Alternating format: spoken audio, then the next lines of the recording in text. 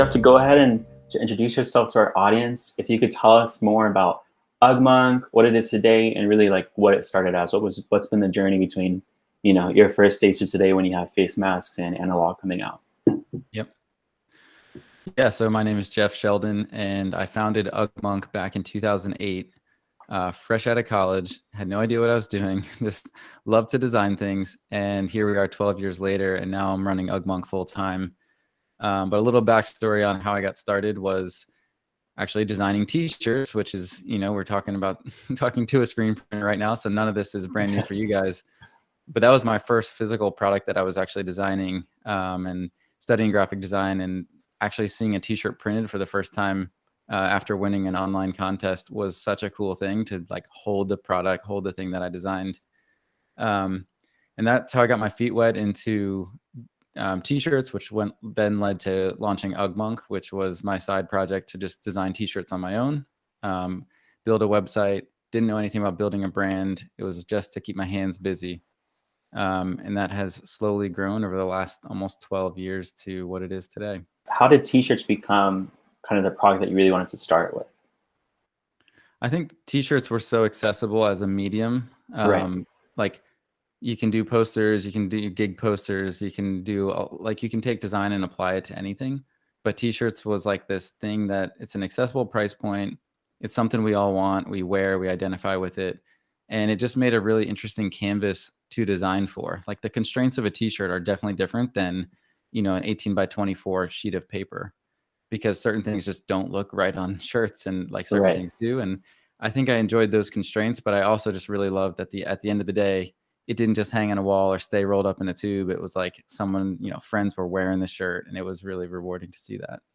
And so just for some more background on kind of the process of creating these t-shirts, I know you have a screen printer out in LA, but what's kind of the background of processing the garment, doing that construction, dyeing it, and then just, that whole supply chain process with those t-shirts? Yeah, so that really came about recently. For a while, I was just using, off-the-shelf blanks, brands that everyone knows, and I'm sure you guys print on every day. Right. And as like my whole philosophy is like, if something can be better, I want to make it better. And I'm like continually optimizing things to the point where, it'll drive my wife crazy, because as soon as I'm done something, I'm like, I think I could do that a little bit better next time. And being in the t-shirt world for so long and feeling all the different shirts and being familiar with all the different brands and always looking for something better led us to say last year, can we go fully custom, work directly with the manufacturer, and see if we can take the actual garment to the next level, and not just focus so much on the graphic applied to the garment itself. So yeah, we end up working with a great small manufacturer in Los Angeles, and we've been able to like see the whole process. And there's a video even on our site where you can see some of the behind the scenes, the garment dye process of what it looks like to cut, sew, and then you see the shirts going into the dye and into the wash and stuff. So now I'm like, we're actually selling t-shirts without graphics on them, which is kind of come full circle. And people are, might even laugh like, well, you're not designing anything at this point. You're literally selling a blank black t-shirt. But my goal was to make it those shirts that you grab every day, the ones that you love, and the ones that you're like, every time you travel, those are the ones you grab and throw them in your bag. And then we're also printing on those exact same shirts too. What's the reaction people give you when they realize that, this whole t-shirt, because obviously we just do the screen printing, and oftentimes, they'll compliment the sauce of the t-shirt, which we're proud of because, we picked that t-shirt for them. But like, how's the reaction just to people knowing that you did both the graphic and the whole construction of the t-shirt? Yeah, I don't think that everyone realizes all the time, because, well, some people thought that we always made the shirt from the very beginning. Like, man, you guys make the best shirts. And I'm like, well, we got to credit, American Apparel, Next Level, Bella Canvas. Like, we're not the ones doing all the research. So there has been like an education component to say, like, why you like these shirts so much? Because these are the ones we're actually, we're custom making and dyeing and adding, the soft lived in feel when you get the shirt. So there's some of that transition now where we're still trying to figure out, like, when people get them, people love them. I mean, like, the reviews are off the charts, and we rarely have people complaining about them. But there is a level of like, no, we actually made these with a manufacturer, not just bought them and printed on them. Right. And it's gonna feel awesome to have like the whole product in your own sphere and have complete control over that for the customer. That's really cool. Yeah, it's definitely cool, and to have our own tags in the, sewn into the neck and Right. fully like the essential tees is what we call the blank tees, has been our top selling product, aside from face masks right now. Face masks are our top selling product, which is so weird to say, but Yeah. our essential tees are the thing that people, they're coming back, they buy one, and then like everyone comes back and is like, I'm just getting like the 5-pack of black teas, so I just have one all the time. Yeah. Jeff, yeah, I mean, speaking of face masks, obviously, in the climate that we're in right now, it's essential, and it's really, really cool to see you, get involved with them as well. And who came to you with the idea of face masks? Was it just internally, or was it like your manufacturer? Can you kind of dive more into that? Yeah, I remember when everything was breaking out in the US with COVID, real early on, and none of us really knew what it was going to be. We thought it was a 2-week thing where we'd be locked down, and um, sales were, our normal sales were just going down real fast. And it was like, I don't know what we're supposed to do here, because everyone's kind of panicking. We're only buying essential things. That I joked. I think I put a tweet out like, maybe we should make face masks and toilet paper, minimalist toilet paper or something. Like, we're going to have to get creative to weather this, because we're a small family-run company. We're not venture backed. We have to make this work. Mhm. And then how quickly things shifted from that to like 2 weeks later, to where we're all like, oh crap, we need masks. Like, we actually need this. And where do we get a mask? And there was the shortages and all of those things. And in that time, actually, it was probably about a month later, our manufacturer who makes our t-shirts sent us a sample mask that he had been working on. So he actually designed it. It's got the nice like contour around the nose and the super, super soft fabric. And he designed that and sent a sample to us and was like, hey, I'm allowed to open again. I got a permit to be back in business through all this COVID stuff. And do you want to sell some of these masks? Maybe we can print on them, support the screen printer as well. And I was like, yeah, let's go for it, because I didn't have a marketing strategy behind this. None of us knew at that time that masks were going to be an essential thing for everyone. Yeah. So that's how it kind of got started. And the story was really, we wanted to support them because we want to keep making shirts with them. And now, several months later, thousands and tens of thousands of masks later, the masks have been like such a key thing to keep them employed, and then to keep customers coming to us. Yeah. Yeah. And that's really, really cool, because I think, same with our business. I know that in the beginning, just face masks were sort of a thing that, everyone was just trying to help out, and it's really cool to hear that, you were able to, figure out a product that can, not only help your business, but also help your manufacturer. And so that's great. And, as things move on, it could be the new normal. So it's really important that you've been able to kind of shift your model to embrace that.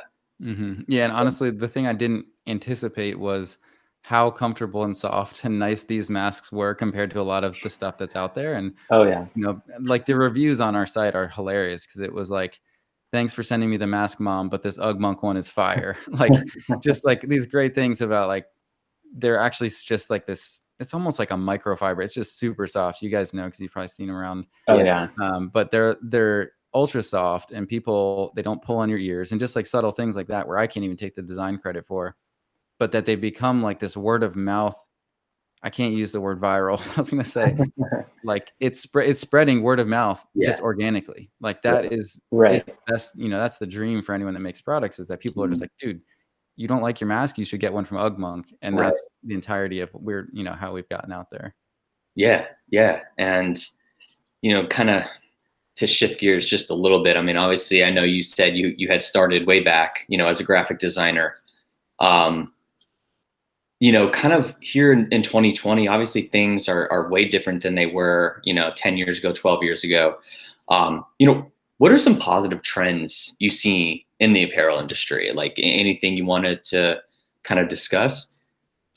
Yeah, a lot has changed. I mean, 2008, like finding a screen printer, putting a website up, like all of the basics of building a brand were really hard. And that's why there were so few. Like if you look back, one of the reasons I think some of the success I've had is attributed to me being one of the few people doing this early on. And now it's like, you know, you can get a brand up and running, you can make an Instagram page, but what's changed, I think, is the accessibility to making shirts and making like really high quality shirts.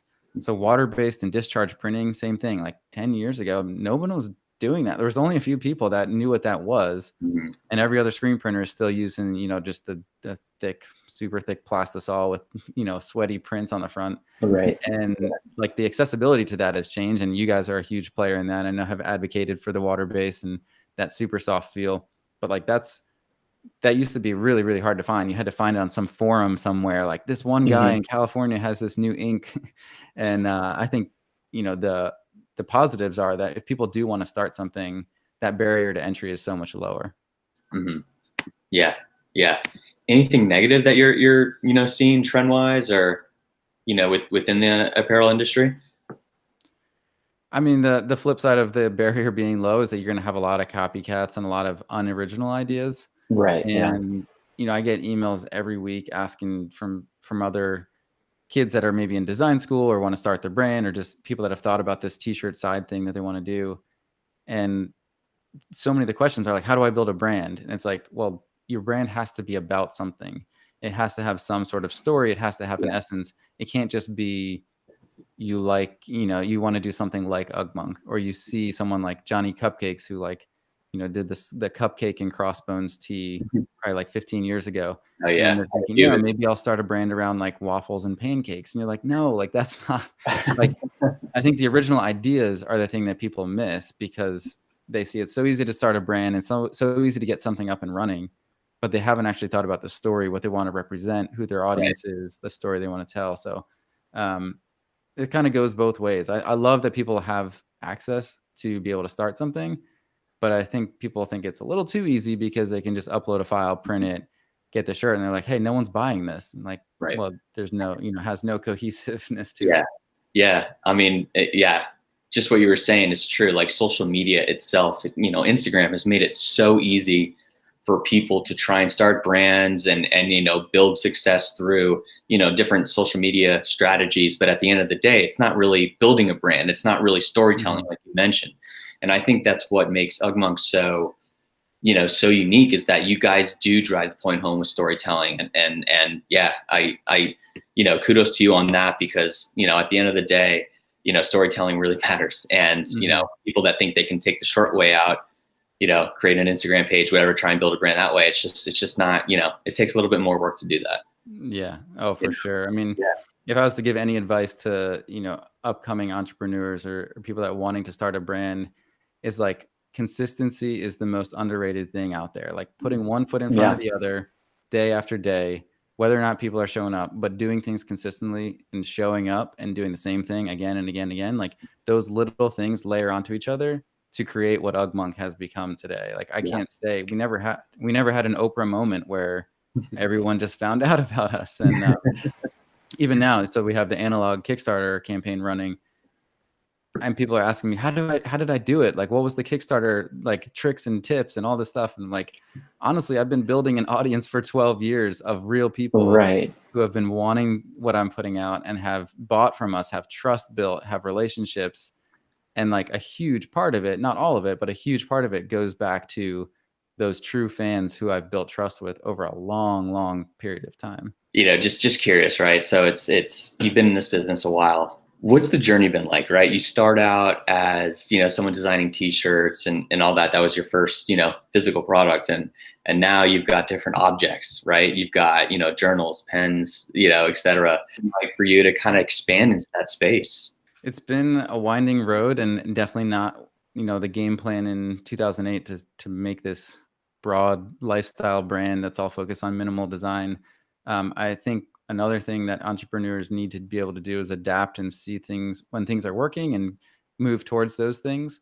The only reason I'm designing, you know, the Gather desk organizer or the analog cards, it's really like if you connect the dots, the only reason was from all of these little things that I did way back when, which started with designing leather journals and working with a lady on Etsy who handmade the journals. And I ordered like 20 of them or 10 of them.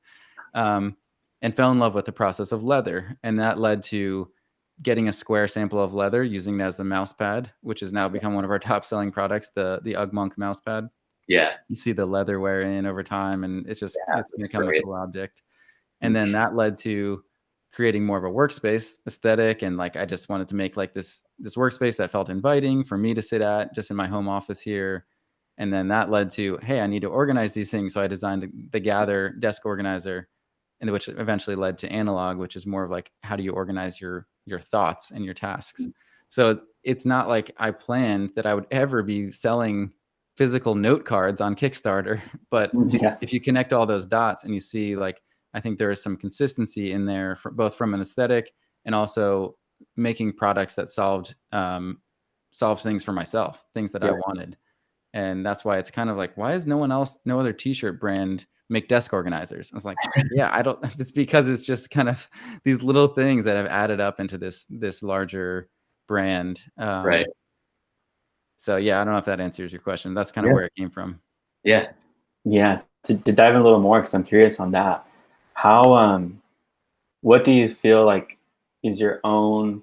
It's like if it's something about yourself or your brand that gave you kind of the confidence and ability to design such a great product as like venturing out of t-shirts, right? So getting into the journals and going into Gather and desk holders, because obviously, like, you know, that's not, like you say, it's not like a natural progression. Obviously it felt natural for you, but you know, for a lot of people running their own brands and their own shops, that might seem like such a huge jump. So what was it about, you know, how you approach those things that you think really helped you be successful?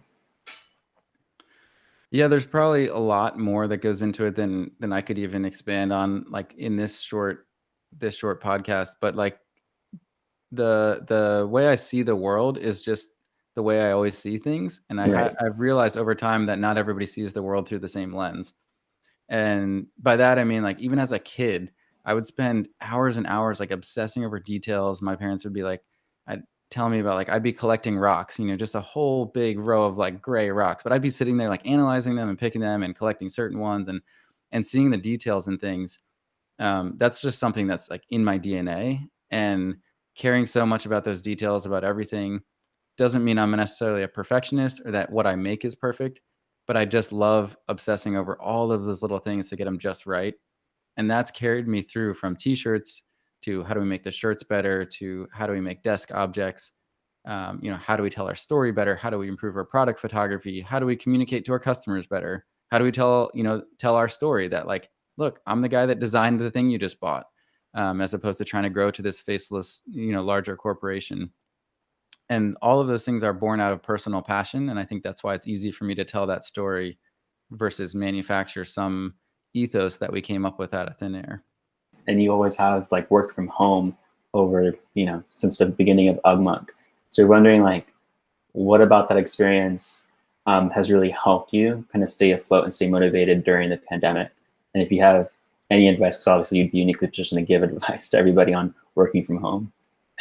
Yeah, I mean, I'd like to say I'm an expert at working from home because I've been doing it for almost my entire career, but the times are weird now. So the first thing I always preface this with is, like, any tips for working from home and how to be productive working from home has to have a grain of salt. Like, take that with a grain of salt, because we're going through a crazy time. And anyone that's got kids at home that are normally at school or daycare know that, like, working from home is not that enjoyable and it's just hard to manage those things. Right. And pre-kids, so before I had kids, I have a 2 and a 4-year-old now, but it was much, much easier to work at home because the house is quiet, my wife is working, not a lot of distractions, and I'm really good at getting in the zone if I'm just left alone, where some other people need to be around other people while they're working. And after kids, it's very different because you have those distractions. You know, you have them walking through the door in the middle of a work day, or you have, like, just things that I need to jump out of work mode and put the dad hat on, then jump back in, you know, back and forth. And to me, that's super exhausting. Yeah. But I think working from home, when you say, like, people rely on the home too much, and they think like, oh, cool, so I can get snacks whenever I want. I can do this whenever I want. And, like, I don't have to get dressed. I can just work from my bed. And there still has to be a mental switch of, like, going into work mode. And for me, I'm thankful I have a home office that I'm sitting in, that is an extra bedroom in our house, that I've created a space where I can, like, kind of transition physically and mentally to get into that mode and think about being, working. And for me, I start with an analog card, which is what we're talking about, the Kickstarter. I start with that blank card. And if I don't start with that card and I'm just working out of my inbox all day, like my Right. day is gone. Mhm. So writing down my top priorities, 2, 3, 4, up to 10 things on that card is where I switch from like home mode to work mode. And that's again why I launched the product, because I was like, this helps me so much. I bet there's other people that this will help too. Yeah. Yeah. For sure. Yeah. That sets us up perfectly for what our next topic was, because we wanted to talk about analog. Something we're excited about. I know internally over the last year, we've gone kind of from productivity app to productivity app, trying to find the best thing. Right now we're on Notion and we love it. But personally, I haven't been able to really get into productivity app in a long time for my own personal tasks.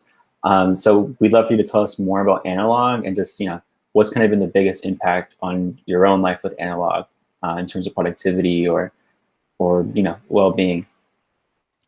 Yeah, I mean, it's the simplest product I've ever designed because it's Yeah. literally a 3x5 note card. I mean, I've got my to-do list, right here. And the reason that I'm using that is not because I hate digital apps or because I don't like productivity systems and collaboration, because I'm actually a huge fan of digital. I couldn't do anything that I do without using digital apps and collaborating and all sorts of ways. But the problem with them is that every time I go to swipe up on my phone to go check whatever the notification was for me to do next, is like I'm down oh, look, there's a text message. Oh, I got to check Instagram. Let me just see this real quick. And an hour later, like, what was I looking at? Or sometimes I'll pick up my phone, open it, and just staring at it. And I'm like, why am I staring at my phone? I can't even remember, by the time I've swiped up, I can't even remember what I'm supposed to do. So I've been using pen and paper for a long time just to complement that. By complement, I mean like transferring things down from Notion, Asana, Dropbox paper, anything that we're using to track things, and get it on a piece of paper and literally stick it right below my monitor. So that thing is staring at me all day long. I can have it in the holder right here. And the difference between that and having to swipe up to look at your phone or click over to a tab, it's crazy because I can't ignore this piece of paper. And you could do it with a regular index card. You could do it with a Post-it note. But what I'm hearing from a lot of people is they don't have a system for that. It's just Post-it notes falling off their monitor. It's a Yeah. journal that they don't want to ruin. They don't want to write their to-dos. They'd rather keep it for nice things. It's a notebook, that gets trashed in the process. So what analog is a physical system to really pull those to-dos out of my apps, force me to focus on only a few of them. And it just feels good to cross them off every day and see that progress build up over time. Awesome. So the next question was about any advice you have for designers. We kind of hit on that earlier. So to kind of put this question a different way, like just, when you look back at since the beginning of your career, what are some major things you could have done differently? And of course, like we preface this with like, we could always, hindsight's 2020, right? So there's always things we could have done differently. But is there anything that stands out to you as a lesson to others? Yeah, I mean, I'm very forward looking, and that can be a bad Right. thing and a good thing. And definitely have a vision for the future. I'm always on to the next. Like I can see, where analog is taking us, and I'm just like so amped on that. And it takes me a lot to look back and be like, man, I should have done this differently. I should have done that.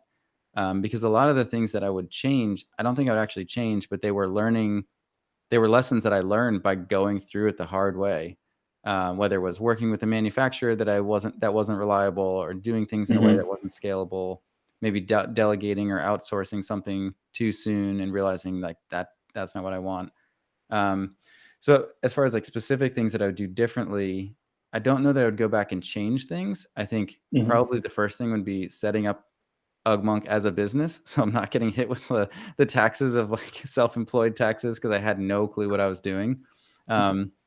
And didn't realize, oh, I should at least be an LLC or something to protect myself. But at the same time, if I had approached it that way, I would have been like trying to put this business hat on every time I made a decision, trying to act like I'm this business and I'm trying to build this thing, where really for a while it was just like, I love doing this. People love the products. I want to keep doing it. So kind of like, should I have done things, set it up more proper? Probably. Would it have changed how I did things? Probably. So I don't know that I'd go back and change it, but yeah, I'm trying to think of other specific things that I would change or do differently. along the way. I think a lot of it's just a learning experiment and process to, rather than try and find somebody that's like the best photographer in the world, like pick Mhm. up a camera, get a cheap light, try shooting your own photos and learn that process. And maybe later you'll have the money to hire somebody and hire those things out. But I've learned so much just from like getting my hands dirty and doing literally every part of the business at some point, to learn how to do it all. Mhm. That's great. That's awesome. Yeah. Yeah.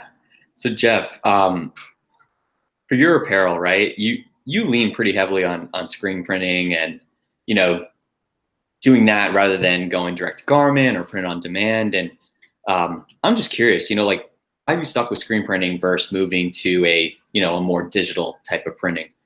Hmm.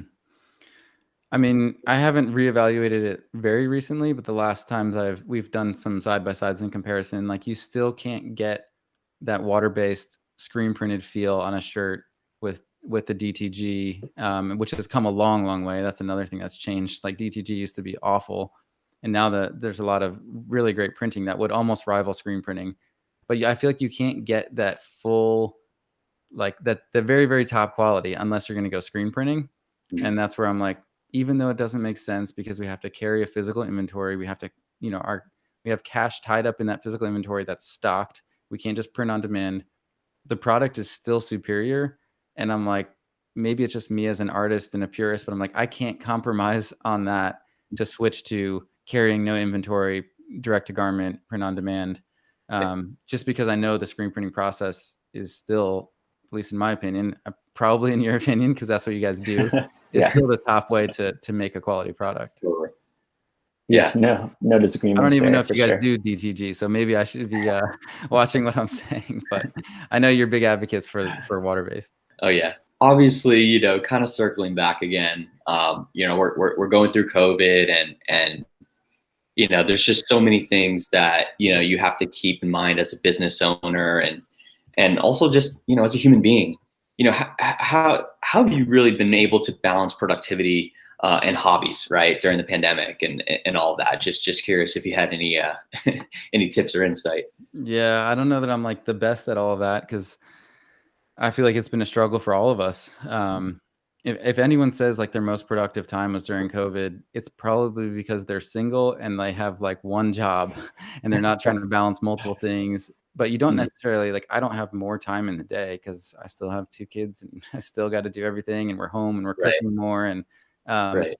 so COVID has obviously eliminated a lot of possibilities of certain things. Like I'd normally be out playing soccer and, you know, doing things that are not really allowed right now. So for me, I mean, it's been more about just trying to find time to be present with my kids, to do simple things like go for a hike. Nothing like, not necessarily picking up any crazy new hobbies because I don't feel like I have the capacity for that right now. Mhm. Um, but yeah, that's, you know, and then yeah, making bread is my big hobby right now. If you follow me on Instagram, you've seen me posting sourdough pictures. And Yeah. I do want to say Yeah. though, I started this back in January before the pandemic was a thing, so I didn't jump on the We- quarantine bread train. And it's lunchtime, man. And I'm Yeah. telling you, sour bread pictures are just making me so hungry. Like you said, you've been into it. You got into it in January. Like, Yeah. what inspired you? If it's pre-pandemic, like, what was your reasoning for getting into it, to making it? Yeah. Sourdough is a process that has intrigued me for a while. The same way that I got into coffee, because what it is taking very simple elements. It's flour, water, and salt. That's it. And combining those things to make something that's like the most delicious food on the face of the earth. And I had kind of been exposed to that through different bakeries like Tartine out in San Francisco and a while ago. And I'm just like, man, I wonder if I could do that. And there goes like my whole, I wonder if I could make that or get to that level, that train of thought again. And Your own, yeah. yeah, I had wanted to go. I had wanted to give it a go, and just never found the time. And I finally like had all the stuff, had all the like equipment for it and ingredients and everything for like a year. I never got to it. Finally went in, and it's just been super fun to learn. And it's almost the opposite of everything else that I do because it's not efficient. It's like Takes a maybe it saves a while. little money, but it's not really that. It's slow. Right. It takes time. It takes care. It makes me get up from my desk and go work on and like fold the dough. And Right. check on the fermentation and all these things. But I think it's been another thing just to pull me away from the screen, get my hands dirty. And at the end of the day, we bake the bread or the next day and we enjoy it as a family or have friends over. And it's been like, yeah, it's a really rewarding thing because it's tangible. Even though it doesn't make a whole lot of sense when you look at the number of hours you have to spend to make a single loaf. Yeah, I think we've all had to, just find different things that can kind of get us through, just being at home all day. And that's cool that you've been able to, kind of showcase this talent. And I think it also brings a nice, different kind of personality, to the Ugmonk brand, especially because yeah, I'm just telling you, man, if you can, if you ever make it to the East Coast, bring some sourdough. I'd love to give it a try. Yeah, bring some yeast too. You still can't get yeast anywhere. Yeah, here. yeast. You couldn't find yeast. So like when everyone was panicking and there was a yeast shortage, it didn't matter because I have the sourdough starter, which has the bacteria and the cultures in it. So that actually you just keep replenishing that over and over. And yeah, I mean, I've gone down the whole of we do sourdough pizzas, sourdough donuts, versions of sourdough bread. Man. I mean, we've gone like I've gone full in. I mean, that's why I posted a photo recently. I was like, of me riding my bike. I'm like, just so you guys know, I'm not just sitting here just eating bread all the time. Maybe a new side project, right? The way you had created Ugmonk as a side project. Maybe this is a bakery. People always need to eat. So yeah, if people stop buying T-shirts and analog cards, you've got that. Exactly. So, yeah. I'd buy a face mask and a loaf of sourdough. Yeah. You actually, yeah, someone did a picture. I think they photoshopped it and then putting the mask on the loaf of sourdough, like in a mask. It's like, we live in weird times, but yeah, I'd encourage everyone just to get out there and do something with their hands. Like, we spend so much time in front of screens, and it's not really that rewarding at the end of the day to just like veg in front of a screen, at least for me. But getting out and going for a bike ride is like the most refreshing thing, or just running around with my kids or making sourdough. Like it's something that's in our nature, and we've become almost more like characters in WALL-E, where we're just sitting here like food is automatically being put into our mouth. Too true. So I think the some of the good things, well, there's not many, of the pandemic has caused a lot of us to rethink some of those decisions and get out there and exercise and that kind of thing. Yeah. Well, Jeff, honestly, this was a pleasure. Thanks for meeting with us, and just sending you all the positive vibes that you stay healthy, the family stays healthy, the kids and all that, and let's definitely keep in touch. We'll chat again because this was really, really cool. Absolutely. Yeah. Thanks for doing this.